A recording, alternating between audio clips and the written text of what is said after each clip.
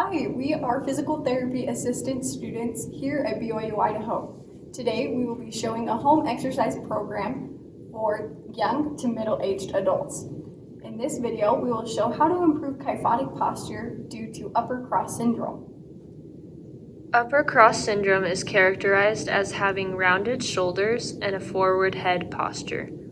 The crossed refers to the crossing pattern of the tight muscles with the countercrossing of the weak muscles. The muscles that are tight are pecs, upper traps, and neck extensors.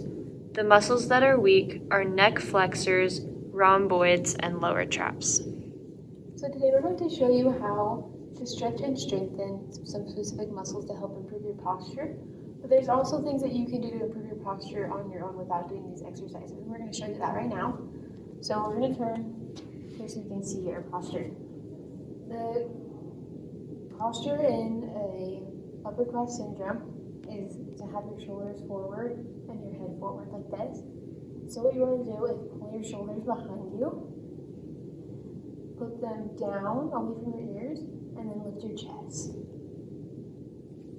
All right, before we strengthen and stretch anything, it's very important that we warm up first.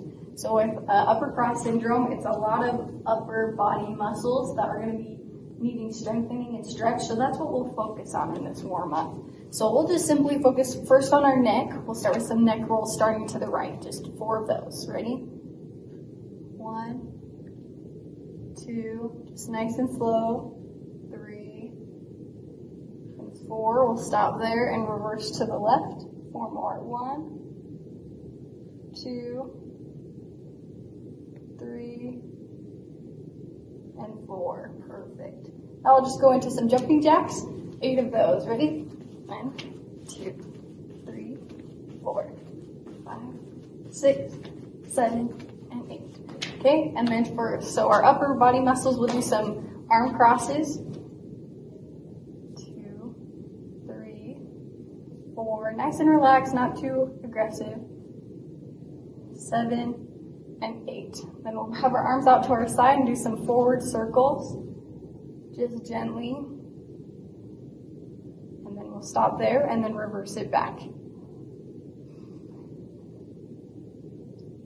Awesome. And that should be enough warm-up for us to be able to start strengthening with Melina. Okay, so now we're going to get into some strengthening exercises. First, we're going to start with the serratus anterior. So I want to show you this muscle here on Alyssa. I'm going to have you lift your arm up. This muscle is right here on the body, and it's a muscle that helps pull your shoulder forward.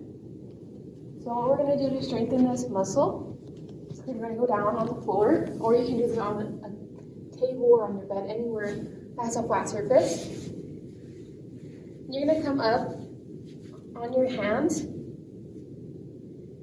and keep your body in a straight line. This is helping to work this muscle because gravity wants to pull you down like this, but your muscle is going to help push you back up. So that's for the serratus anterior, and you can hold that for 30 seconds, 1 to 2 times.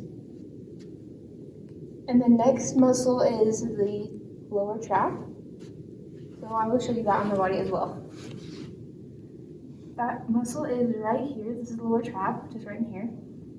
And that muscle helps pull your shoulders down. So for this muscle, the way we're going to strengthen this, we're also going to get down on the floor again. This time you're going to be laying down with your arms straight in front of you and your legs straight behind you. And you're just going to bring your legs and your arms up.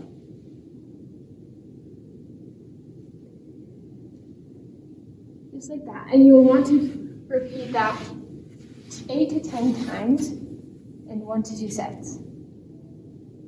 Okay? And next we're going to strengthen your rhomboids. That muscle is back here. So it's just between your 2 shoulder blades. And what it does is it folds your shoulder blades together toward your spine. So for this one, we're actually going to come back on the table. I'm going to have Alyssa lay down on the table here. If you don't have a table to do this on, you can do it on your bed, on your couch, or anywhere that has a flat surface for you to work on. So you're going to grab a resistance band if you have one. If not, that's okay. What we're going to do is bring this right in front of you. or above you. And you do a T. And then this exercise is called YTW. And you also repeat this 8 to 10 times, 1 to 2 sets. And another thing you can do with this exercise is you can flip on your back. And you can use this exercise to strengthen not only your retractors or your rhomboids, but also your neck flexors. And the neck flexors are right in here. And what they do is bring your head forward and down. So we do that just like she's doing by holding your head up while you do the Y's, T's, and W's. All right, and lastly, we'll do our cool down, which will also be our stretching the important muscles for upper cross syndrome. So as you can see, Melina, if she had bad posture, she'd have those rounded shoulders, forward head, and this would cause both her pecs and a lot of her neck musculature to be very tight. So that's what we'll be focusing on right now. First, we'll start with the pecs. So I'll have you come over to this pillar that we're using. At home, you can use a wall, you can use a doorway, those are also very good. So we're just working the left pec major and pec minor. This one, she'll be at 90 degrees, just as like that, and watch her as she leans forward. That will put a very good stretch on her pectoralis major. If we wanted to isolate the pectoralis minor, I'd have her bring her hand up just a little bit more. Same thing, just lean forward.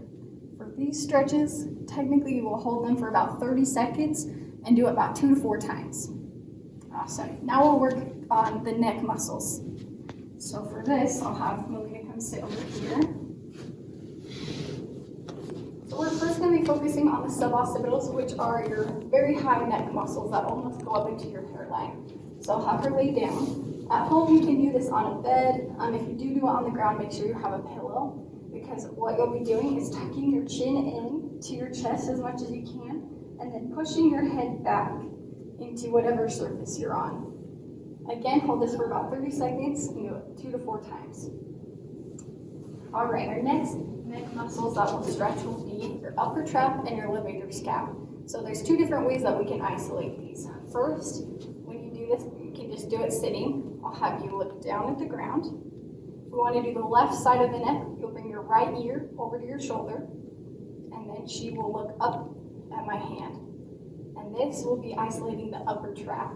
If you want to get a deeper stretch, you can bring your hand up and just pull it down. Again, holding for about 30 seconds. Then I'll have you reset. You again look down. If we want to do the left side again, I'll have you bring your right ear to your right shoulder and then rotate to look down. And this is isolating your levator scapulae.